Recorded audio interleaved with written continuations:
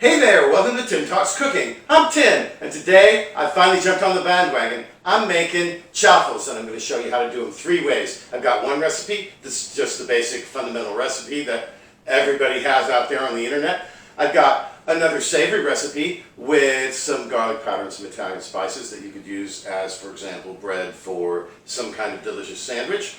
And I've also got a dessert chaffle that I'm going to make with a little bit of cocoa powder and some fresh raspberries. Stay tuned, I think you're going to like this one. Preheat whatever waffle iron you're using. I'm using one of these Dash mini waffle irons. You're not going to need to grease it, especially if it's non-stick, but this has so much fat in it, it's not going to stick to anything. Starts off with a half a cup, that's 2 ounces or 60 grams of shredded mozzarella cheese. I shred mine myself because if you buy it already shredded, it often has anti-caking agents that have carbohydrates in them. You don't want that. Next, 1 large egg that's been beaten, and just get it all in there. And all we have to do next is combine these two. Combine them thoroughly. You don't want to add any salt. You could add some other stuff. I'll show you that in the other recipes. You just want to combine it completely. Okay, just like that. Next, my waffle iron's nicely heated here. I'm going to open it up. Now, this is going to make 2 mini waffles, so we want to use just half of it. Don't use too much or it'll flow out all over the place.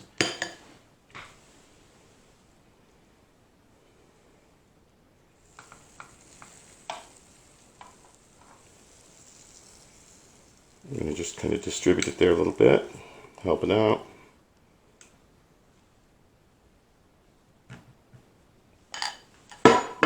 Close the lid. Here it's been about 3 or 4 minutes, and look at that. Isn't that great? I think it looks very nice. Probably could have used just a little bit less. We're going to get that out of there. And I'm going to put it on a rack and set it aside. And here's our second one. Look at that. Pretty nice, right? For the savory waffle with Italian flavors, I'm going to start off by using 1 ounce each. That's 1/4 cup of shredded mozzarella cheese. That's freshly shredded mozzarella cheese. And 1/4 cup of freshly grated Parmesan cheese. I'm going to add into that a tablespoon of blanched almond flour. If you prefer, and if it's all you've got, you could use coconut flour. Use a teaspoon instead. I'm also going to add in 1/4 teaspoon of Italian seasonings, dried Italian seasonings, and 1/4 teaspoon of garlic powder.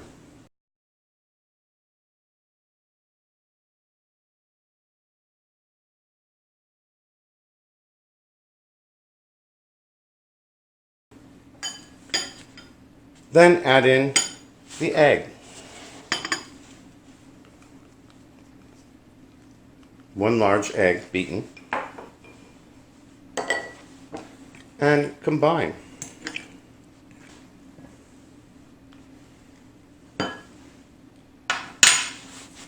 This is now ready for your hot griddle. So let's pull our mini waffle maker over here.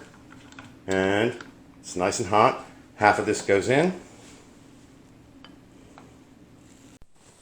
3 or 4 minutes later, I'm going to open it up and look at that.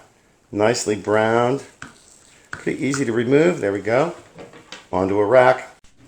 Now, if like me, you've just made something with garlic powder and some herbs in it in your chaffle maker, you're going to want to make sure that you wash it thoroughly with soap and water and that you preheat it once again before you start this next recipe, because we don't want a sweet recipe, a dessert that has a little garlic flavor in it there. Anyway, this starts off like the others with a half a cup of shredded cheese or grated cheese. Doesn't matter what kind of cheese it is really, as long as you grate it. You could use 2 ounces of cream cheese and this would probably work just fine. You've got 2 ounces or a half a cup of mozzarella cheese. That's 60 grams. I'm going to add in a teaspoon of coconut flour. If you don't have coconut flour, you could use a tablespoon of blanched almond flour or unblanched almond flour. For flavorings, I'm going to add in a tablespoon of cocoa powder with 1/4 teaspoon of instant coffee, instant espresso actually. I think that just enhances the flavor of the chocolate. You can leave it out if you don't want to use it. I've also got a teaspoon of sweetener, and this is the sweetener that my homemade sweetener. I'll put a link to that up here on the screen. A whole teaspoon of it. Do it to taste, of course. As always, I'm going to give my dry ingredients a stir just to combine them. It makes it easier for things to be combined nice and thoroughly.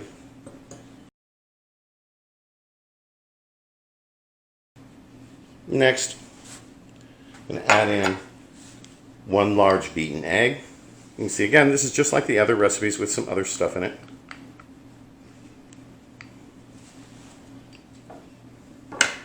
And a half a teaspoon of vanilla extract. You can also use any other extract that you like. Give it a nice stir. Set that up to a side.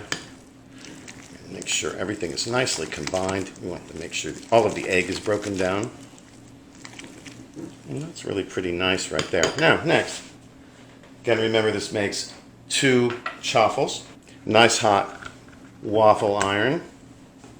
Half of this mixture goes right on in there. And now it's been 4 minutes. There we go. Look, it's nicely browned. Besides already being browned, nicely browned. Let's get that out of there. And onto our rack.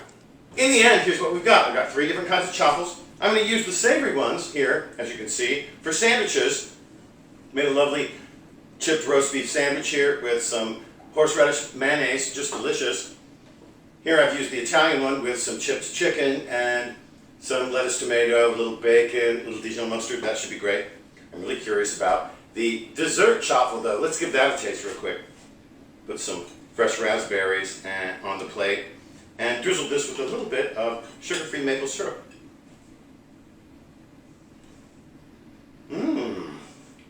Wow. Oh yeah. I think you're going to love this. It's got a really good chocolate flavor. It's got a great texture. Not exactly like a waffle, but a little bit kind of crispy on the outside, soft on the inside. You can't go wrong with raspberries and chocolate anyway. For the rest, trust me, they're going to be great. Listen, thanks so much for joining us here today at Tim Talks Cooking. Before you go, please don't forget to like, share, especially on Facebook, comment, and subscribe to my channel. It helps my channel grow, and it helps you find my videos, especially if you click on that notifications bell. We'll catch you next time, Tim Talks Cooking.